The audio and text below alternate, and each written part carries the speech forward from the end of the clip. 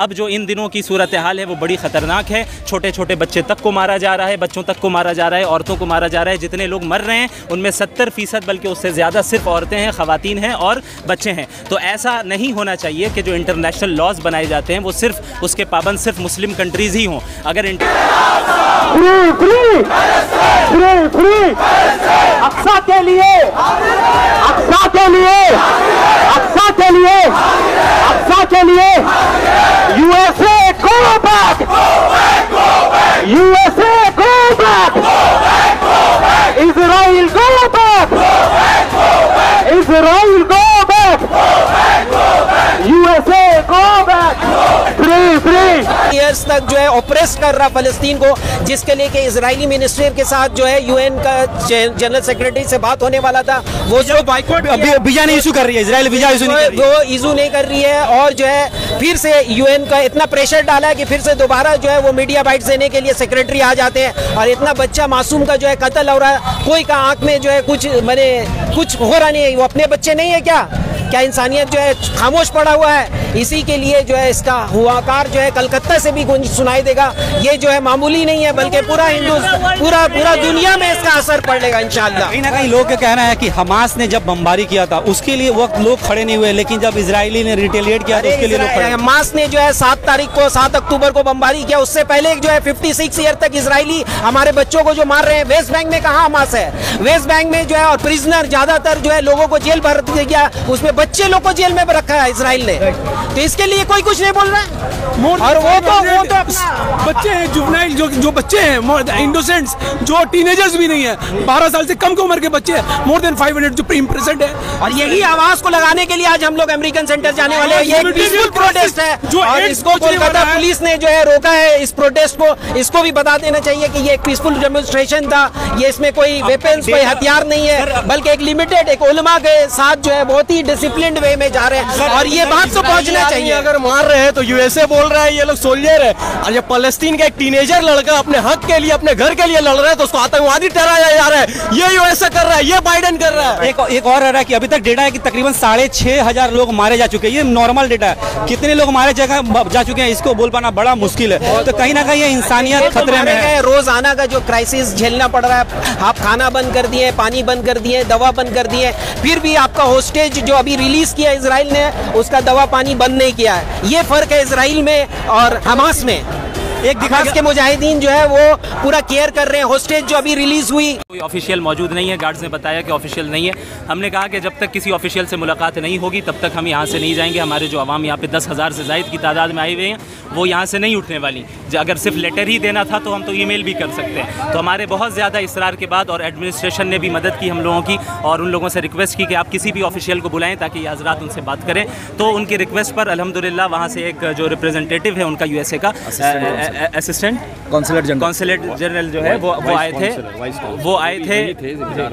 आए थे और उनसे जो है हमने मुकम्मल ये बात की कि देखें 1948 से पहले इजराइल एग्जिस्ट ही नहीं करता था, पूरा पैलेस्टाइन ही था। 1948 में ब्रिटेन और फ्रांस और दीगर यूरोपियन कंट्रीज़ ने मिलकर ज़बरदस्ती इजराइल को वहाँ पे बसाया है और फ़िलिस्तीनियों पे उस वक्त से जो है जुल्म ज़्यादती हो रही है। और अब जो इन दिनों की सूरत हाल है वो बड़ी ख़तरनाक है। छोटे छोटे बच्चे तक को मारा जा रहा है, बच्चों तक को मारा जा रहा है, औरतों को मारा जा रहा है। जितने लोग मर रहे हैं उनमें 70% बल्कि उससे ज़्यादा सिर्फ औरतें हैं, ख़वातीन हैं और बच्चे हैं। तो ऐसा नहीं होना चाहिए कि जो इंटरनेशनल लॉज बनाए जाते हैं वो सिर्फ उसके पाबंद सिर्फ मुस्लिम कंट्रीज़ ही हों। अगर इंटरनेशनल लॉज बनाए गए हैं तो जिस तरह मुस्लिम कंट्रीज़ उन लॉज के पाबंद हैं, ठीक उसी तरीके से यूएसए को और इजराइल को भी उन लॉज का पाबंद होना होगा। और जो अमेरिका यूएसए की तरफ से सपोर्ट अभी इस वक्त की जा रही है इजराइल को, उनके जो बाइडेन है प्रेसिडेंट, वो आए, उन्होंने गले लगाया और कहा कि हम सपोर्ट कर रहे हैं, आर्मी के ज़रिए कर रहे हैं और जो हथियारों के ज़रिए कर रहे हैं। खुलकर हम इसे कंडेम करते हैं। हमने खुल के उनको कहा कि हम इसे कंडेम करते हैं और हम आपसे रिक्वेस्ट करते हैं कि यूएसए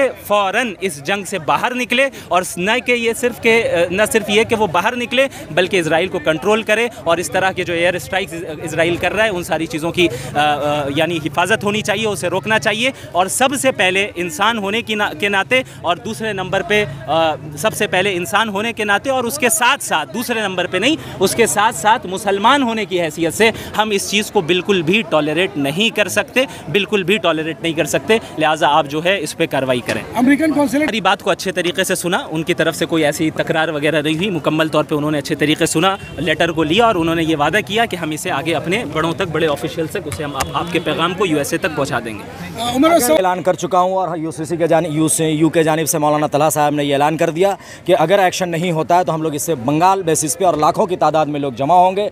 हम तमाम लोगों का शुक्रिया भी अदा करते हैं कि उन्होंने बहुत पीसफुल तरीके से ये प्रोटेस्ट को कामयाब बनाया। एडमिनिस्ट्रेशन ने भी पूरा साथ दिया और हम उस मैसेज को, जो आवाम का मैसेज था, उसको यूसीयू ने अमेरिकन कॉन्सुलेट तक पहुंचाने में कामयाब रहे। क्या ये लेटर जो यूसीयू की तरफ से था या इंडियन सिटीजन की तरफ से था? नहीं, यूसीई के लेटर हेड में था यूसीयू के, लेकिन ये इंडियन सिटीजन के नाम इससे था, वो की तरफ से था। और हम लोग नीचे में इंडियन सिटीजन का ये लिखा है कि हम लोग इंडियन सिटीजन की तरफ से दे रहे हैं। बहुत शुक्रिया अबू तलहा साहब। आखिरी अल्फाज, इस तरह के जितने लोग आज आपके प्रोटेस्ट में आए उन सभी के लिए क्या कहेंगे आप?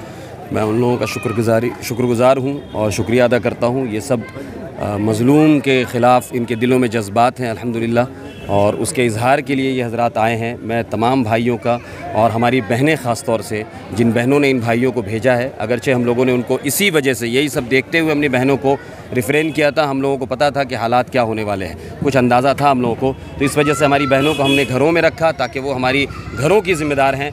वो इंशाअल्लाह प्रोडक्ट को बाइकआउट करेंगी और हमारे नौजवानों ने और हमारे बड़े बुज़ुर्गों ने आकर रास्ते के ऊपर ये जो मुज़ाहरा किया है, इंशाअल्लाह मैं उन लोगों का शुक्रगुज़ार हूँ। अब अल्हम्दुलिल्लाह ये महसूस होता है कि ये जुल्म को बर्दाश्त ये आवाम नहीं करने वाली है इंशाअल्लाह। एम्बेसी वगैरह में आप लोग जाएंगे, इस तरीके का प्लान है आप लोगों का? फ़िलहाल अभी मशवरे के साथ हम लोग काम करेंगे इंशाअल्लाह। उलमा की जमात है इंशाअल्लाह, इसके बाद हम लोग मशवरा करेंगे, फिर हम लोग बताएंगे कितने दिन का? मैं आपको ये बताऊं कि आपको खास चुने हुए लोगों में से जिन्हें अल्लाह ने चुना है कि आज आप यहाँ बैठकर सब्र के साथ बैठे। या सिर्फ आप परेशान हैं, धूप में आप परेशान हैं, मगर आप उलमा की क़यादत को तस्लीम कर रहे हैं। ये इस बात का सबूत है कि अल्लाह ने आपको चुना है। आप अल्हम्दुलिल्लाह टीम अमेरिकन सेंटर गई और आप समझे, मैं अभी आगे से कुछ पेड़ आगे से पीछे आया, वहाँ लोग परेशान हो रहे हैं, कह रहे थे कि हम अमेरिकन एम्बेसी तक जाएंगे। मैं आपको याद दिलाना चाहता हूँ कि जंग हद में रसूलुल्लाह की बात लोगों ने नहीं सुनी थी, रुसवाई झेलना पड़ा था हमें। अगर आज हम उलमा की बात नहीं सुनेंगे तो हमें रुसवाई झेलनी पड़ेगी। आप समझे, हक इसी में है, बेहतर इसी में है कि हम उलमा की बात सुने। हम उलमा जब कहते हैं तो हम लब्बैक कहें। आप यकीन करें, इंशाअल्लाह अल्लाह की गैबी मदद आएगी इंशाअल्लाह। ये सिर्फ शुरुआत है और जो कुछ भी फलस्तीन में हो रहा है, जो कुछ भी पिछले 2 घंटे से फलस्तीन पे बयान चल रहा है, शायद कोई बात ऐसी बची नहीं है जो मैं बता सकूं आपको, मगर आप समझे जो कुछ भी हो रहा है ये सब कुछ कुर्बे क़यामत की निशानियां हैं। और आप यकीन करें, खुशनसीब है कि ऐसे वक्त में आप उलमा की क़यादत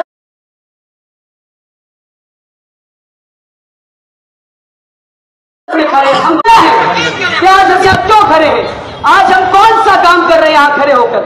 मैं आपको बता दूं कि अगर ये तो आज हम वही काम कर रहे हैं जो महात्मा गांधी कर रहे होते।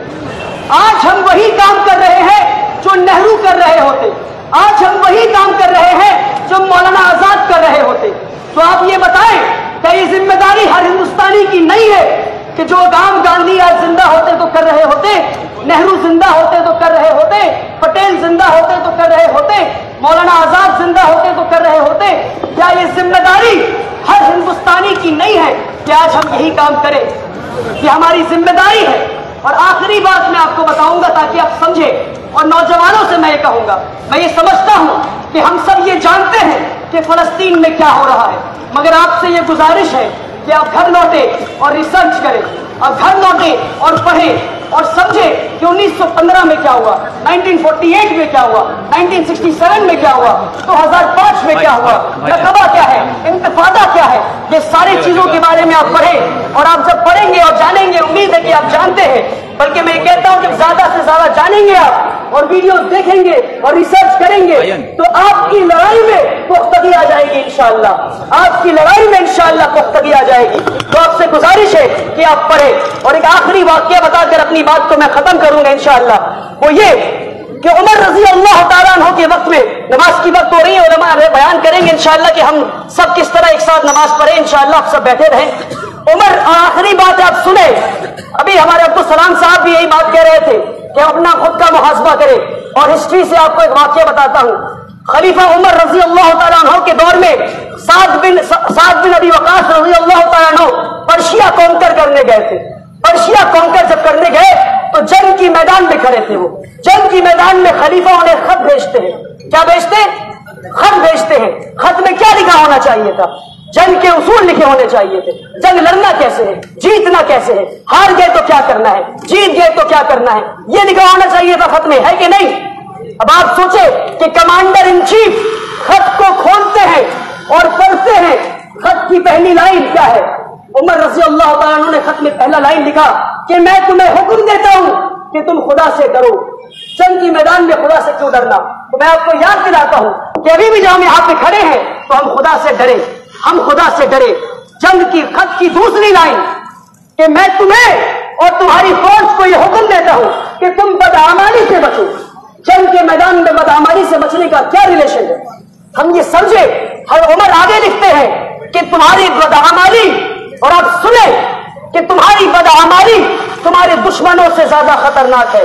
आज हम इस वक्त में अपने आप का मुहासबा करें और समझे कि हमारी बदआमाली हमारे दुश्मनों से ज्यादा खराब है। हमारी बदआमाली हमारे दुश्मनों से ज्यादा खराब है। हम इस बात का मुहासबा करते हुए अपने उलमा की क़यादत की तस्लीम करें और लब्बैक कहें, और जो वो कहे उनकी बात सुने इंशाअल्लाह। ये पहली पुकार है। इंशाअल्लाह अल्लाह की जात से उम्मीद है कि जब कभी भी जरूरत पड़ेगी, मुफ्ती अब्दुल सलाम साहब, बला साहब, मुफ्ती शमाइल नदवी साहब और भी उलमा दीगर जिनके नाम मैं भूल रहा हूं, जितने भी उलमा हमारे हैं, हर मकतब फिक्र के उलमा, हम सब के पुकार पे लब्बैक कहेंगे इंशाअल्लाह। मैं ये नियत करके आया था कि मैं खड़े होकर आज स्पीच नहीं दूंगा। मैं ये नियत करके आया था वल्लाही कि मैं नारे नहीं लगाऊंगा, मगर जो मैंने पीछे देखा और जिस तरह से लोगों को रोक कर वापस आ रहा हूं, मैं ये समझा कि मेरी जिम्मेदारी है कि मैं ये बताऊं कि मैं खुद उलमाओं की क़यादत की तस्लीम करता हूं। और आप सब हम खुश नसीब हैं कि उलमा हमारी क़यादत कर रहे हैं। हम उनकी क़यादत पे लब्बैक कहें और कहते रहें इंशाअल्लाह। जज़ाकुमुल्लाह